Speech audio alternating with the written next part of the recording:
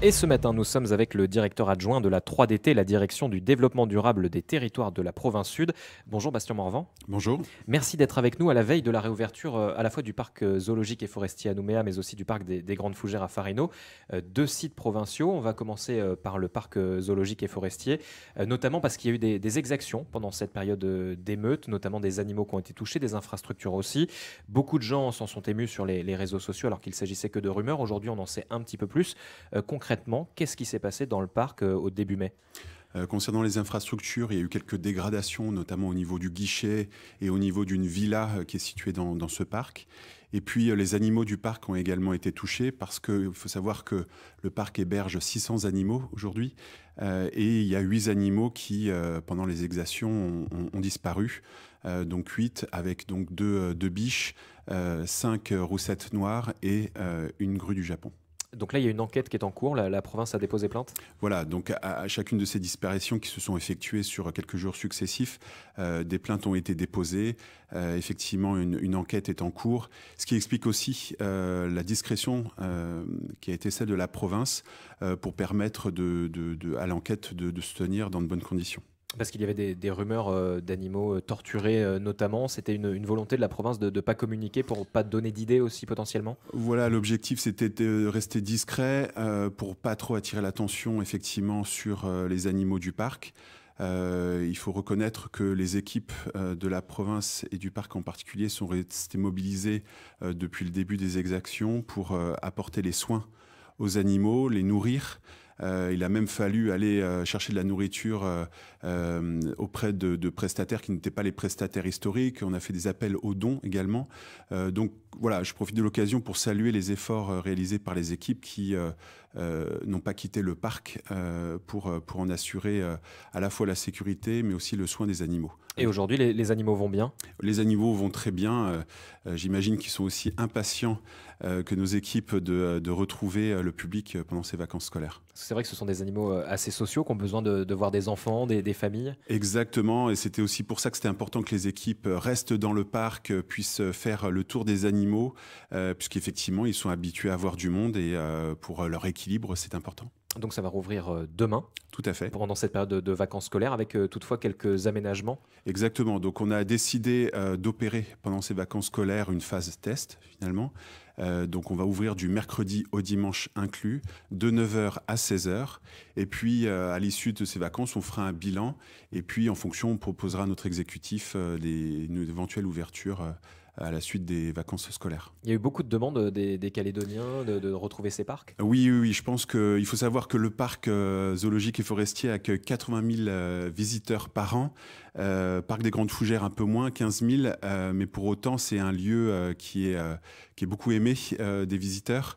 Et il y a une véritable attente de retrouver, voilà, c'est les bienfaits procurés par une balade en pleine nature et être au contact de la biodiversité. Alors, le parc des Grandes Fougères, c'est un lieu tout simplement exceptionnel. On sait que la province a beaucoup misé dessus avec un certain nombre d'aménagements très récents, d'ailleurs pour accueillir le public. Est-ce qu'il y a eu des exactions sur ce parc des Grandes Fougères ?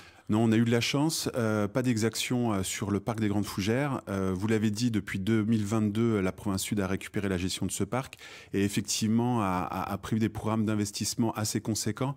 Ce programme s'est traduit par la création de nouvelles infrastructures comme l'arboretum ou encore le réaménagement complet de l'accueil. Et puis là, on est content de pouvoir annoncer l'ouverture d'un parcours d'acrobranche qui permettra aux visiteurs de découvrir une nouvelle activité au sein de ce parc. Donc là, dès demain, il y a une nouvelle activité au parc des Grandes Fougères ? Exactement, oui.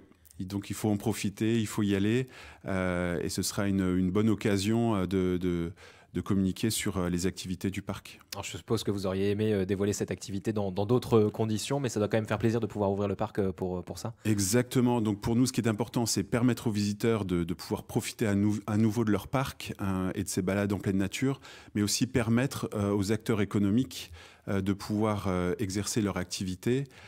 Et ce parcours d'acrobranche, il est aussi bien attendu côté acteurs économiques que visiteurs. Alors on sait, il y a des gens qui n'ont pas encore osé sortir de Nouméa ou du Grand Nouméa. Aujourd'hui, on peut dire que c'est sécurisé pour aller jusqu'au parc des Grandes Fougères. Il n'y a pas de difficulté à l'heure actuelle ? Oui, il n'y a pas de difficulté. Après, effectivement, c'est pour ça aussi qu'on a souhaité faire cette phase test pendant les vacances scolaires pour voir comment ça se passe.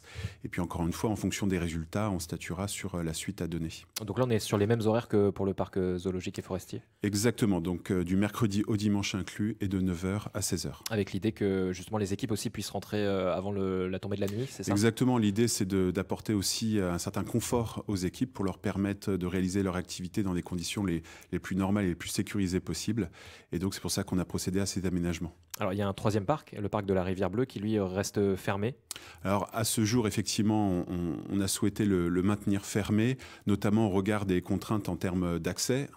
Et on verra donc, encore une fois, dans les semaines qui viennent, il est possible d'envisager une réouverture. Mais c'est vrai qu'au jour d'aujourd'hui, le parc de la Rivière Bleue reste fermé. Là aussi, il y a eu des équipes tout au long des événements. Oui, tout à fait. Alors, c'est vrai qu'au niveau de la circulation, ça a été moins évident. Pour autant, les équipes qui, notamment, vivent à Yaté ont pu se rendre sur le parc pour garantir là aussi que tout se passait bien. Et il n'a pas été pris pour cible non plus. Non plus, effectivement. Donc il pourra rouvrir dans les semaines qui viennent, c'est l'objectif? Disons qu'encore une fois, il faut pour cela que notamment les acteurs économiques puissent se déplacer normalement pour y exercer leur activité. Il faut que les visiteurs également puissent s'y rendre normalement.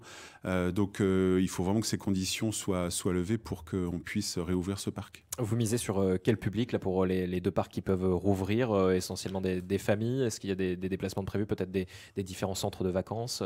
Alors je pense qu'au jour d'aujourd'hui, ce sera plutôt des familles, puisqu'effectivement, il y a à mon avis une attente forte, en particulier à Nouméa, de pouvoir s'évader. Il faut reconnaître que le parc zoologique et forestier, au sein même de Nouméa, donne l'occasion de pouvoir toucher de près à la grande nature. Donc ce seront plutôt des familles probablement, mais on observera tout ça et on espère que les visiteurs seront nombreux. Alors Bastien Morvan, on va peut-être rappeler les informations pratiques. On a donné les horaires, mais il y a un tarif d'entrée aussi qu'on peut peut-être redonner. Oui, le tarif d'entrée est de l'ordre de 500 francs pour un adulte. Et après, il existe toute une grille tarifaire en fonction de on se déplace en famille ou en groupe. Et donc, ces tarifs sont sur le site internet de la province sud. Donc, pour l'instant, c'est une phase de test, pas d'animation particulière prévue? Non, pas d'animation, si ce n'est, comme je le disais, au parc des Grandes Fougères, ce parcours d'acrobranche qui va pouvoir être ouvert.